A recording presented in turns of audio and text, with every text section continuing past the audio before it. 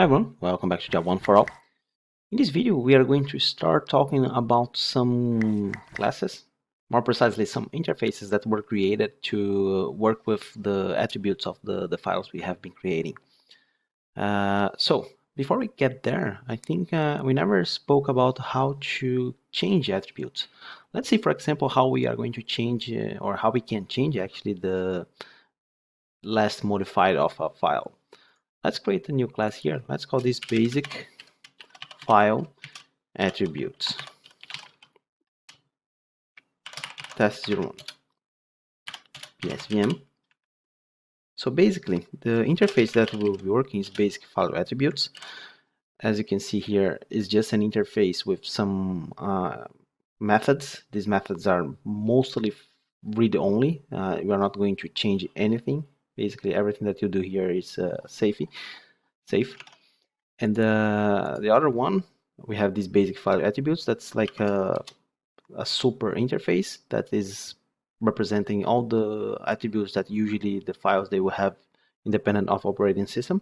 And then, for example, if you have Windows, you have these DOS file attributes. If you open here, you have some other methods available. Is read only, is hidden, is archived, is system, and another class is for Unix system, that's POSIX file attributes. And if you open this one, you have different attributes. So basically, the whole idea of the new IO package is having highly cohesive classes. And for that, we have interfaces, because programming oriented to interfaces is a very good practice. But before we talk about all of them, let's see how we can change the last modified. For example, let's create a local date time here, minus 10 days, just an example that you cannot trust the last modified of a file. Call it date. And now let's see how we do it with file and the new IO package. So new file. Let's use, let me see, let's use folder 2. So let's say that we have folder 2, and then we are going to create a new file.txt. The extension actually doesn't matter for us, but let's just make sure that we are representing a real file. So now we need to create the file. Create new file. This is going to throw an exception. I just want to add to the method signature, so I don't have to put a try catch here. Now, let's create a boolean here just to avoid these warnings. And now we are going to change. To change the last modified, we can call file.setLastModified, and we need here a long. So from our date, we can get date dot to instant, and then system zoned, actually not system, zoned offset UTC, and this guy we can get epoch milliseconds to epoch milliseconds. Okay, let's this is going to return a boolean. We can have here is modified, and we can execute Ctrl Shift F10.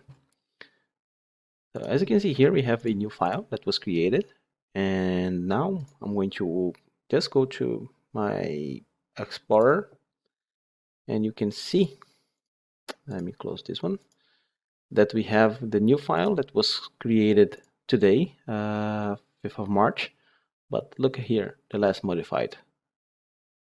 If we go to properties, you can see, not this one, right click, properties. So you can see in the details that the date that it was created, March 5th, but the modified was February 23rd. Now this is a very big problem if you are relying on the date modified, because as you can see, I can put the modified to before the creation. Technically, it should not be possible. Well, you're not going to create a ticket for Windows, right? Now, this is how we do it with file. How do we do the same process but using the paths? It's a bit longer, but it's basically the same thing. So we can get here, let's say that we have folder 2 and then file path.txt. This does not exist. We have our path, and to create files, so to create file, passing this path, everything that we saw so far, nothing new. And now we can call, because remember, to manage the file attributes, we have the files. So files.setLastModified. But there is one small difference. We still need the path, but now the second argument is a file time. So basically there is another class that we have to use to set this file time.